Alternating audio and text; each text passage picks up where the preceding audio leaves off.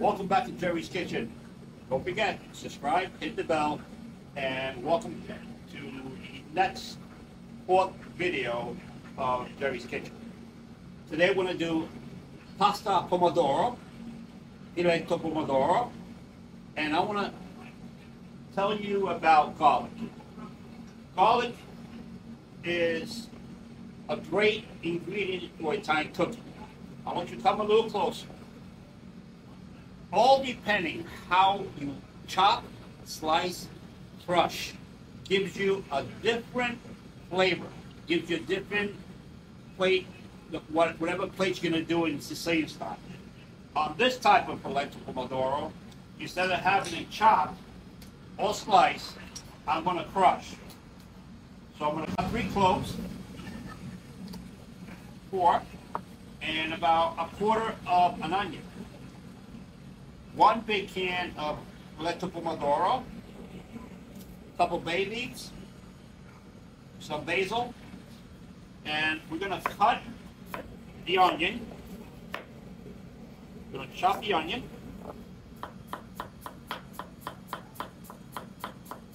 Nice and easy like that. Now this base filetto pomodoro could be used for Sunday sauce.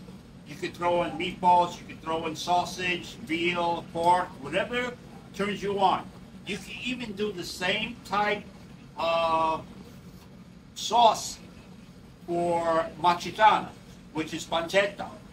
All right, so today we're going to do just simple pasta pomodoro with imported provoletta from Sicily, and I'm going to show you how to weave everything in until plating time, okay? I'm so excited. Because it's going to be simple, easy, and Sunday, you invite your family, and you're going to have a great family time. Now, let's talk about pasta and pans a little bit, okay? Some people like to use the narrow deep. I like to use frying pan, and I'll tell you why. When you have a narrow and deep, it's more like a boiling process. When you have the tomato spread flat, it's more like a saute aspect. That's why when you go to a restaurant, how do you cook the pasta? We saute, means flat pan. When we make big batches, we do use the deep ones, the 60 quart, the 40 to 30 quart, but when it comes to family scale, I want to do it in a frying pan. So let's get started, okay? Let's put extra virgin olive oil in the bottom. I like to put 4 chips of butter. For those who have high cholesterol, skip the butter. The butter, the olive oil will give you more creaminess. Plus, when you cook the pasta and you toss it in, it gives you that nice thickness. Once we got the oil and the butter nice and hot, we're going to put the ingredients. We're going to put them together. Garlic and onion together. Put them all together. At the same time, you're going to put your bay leaf. Today, we're going to give you a secret about tomatoes. How many of you sometimes open a canned tomato, you make your sauce, and you have to add sugar? Or you have to add so many ingredients just to bring down the acidity of the tomato. When they pack the tomato, they have to put acidic in it for long shelf life. But I'm going to teach you today how to get rid of that acid, that tomato sauce that every time you eat it, you got acid reflux. This sauce is going to polish that out. It's going to be a great, healthy, natural, that you're not going to get it, we say it in Italian, asciutto. So today, we're going to teach you that. So once we get this nice and sauteed, around at this time, there's 2 times you want to put basil. 1 at the frying time, 2 at the boiling time. So let's put at the frying time some basil. And remember, when you have the oils, just weaving inside here, it'll give you great take down on that oil. Excellent. A little black pepper, a little oregano. Again, I'm a fan of a little red pepper. Look at that, guys. Look at that. Now, notice that the onion and the garlic are cooking together. They're not fighting. One is not going to cook more quicker than the other.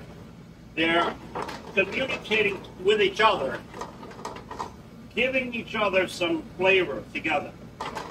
But remember, working together as one, great flavor. All right, you want to get it when it's not too toasty. Now we add the Pomodoro, Filetto.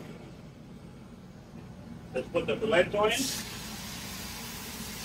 Look at that, guys.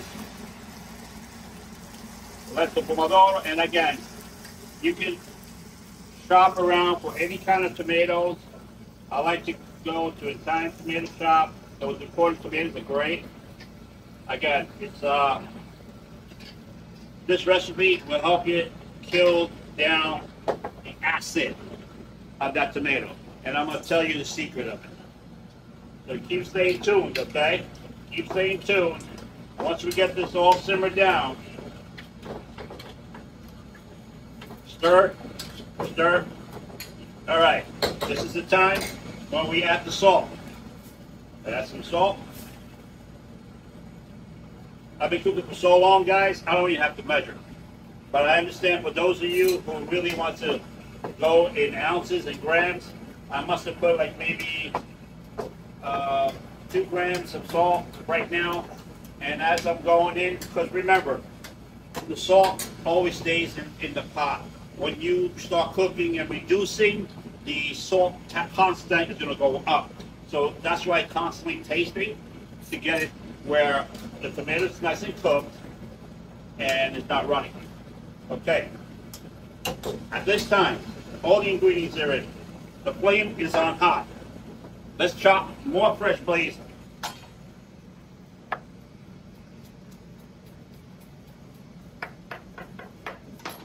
Let's throw in your basil.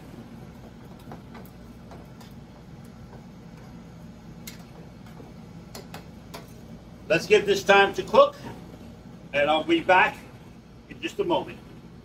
All right, we're back. It's at simmer right now. Now here comes the ingredient I promise you to remove all acid. Come close. This is baking soda. It's the same baking soda that you put in your refrigerator to get all the odors out. You have a cooking baking soda. So how much to put? You grab your spoon. Just all you need is a pinch. A pinch for 1 serving spoon. Come closer. Watch what happened to all the acid of tomatoes. Watch what's going on. Watch what's happening, guys. That's eliminating all the acid of your tomato.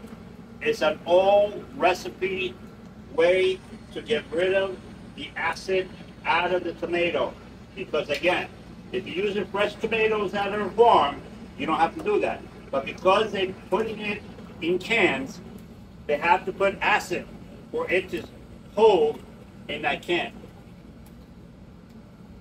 It all went away. Use that to every sauce you have. You'll never have another upset stomach on sauce ever again. And those who will say, oh, I can't have sauce, I got acid reflux. Try the baking soda, you're going to see a big difference. Let's just say you have an upset stomach. Lemon, water, and baking soda. You drink that, takes all your acidity out of your body.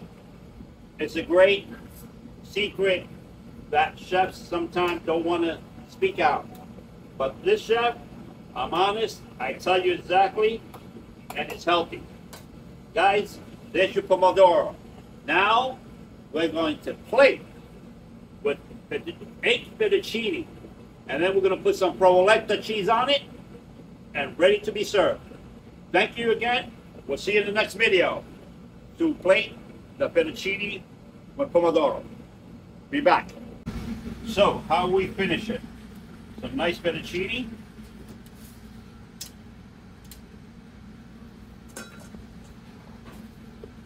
Just a nice pomodoro. Very simple and easy. Now we're going to get a little virgin olive oil. And we're going to put some imported caciocavallo. Come on, guys.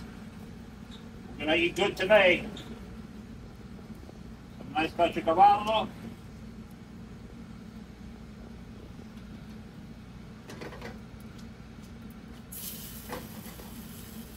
Now we plate. More caciocavallo on top. Look at that, guys.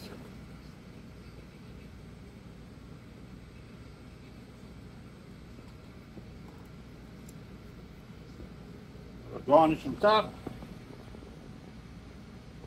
Nice basil.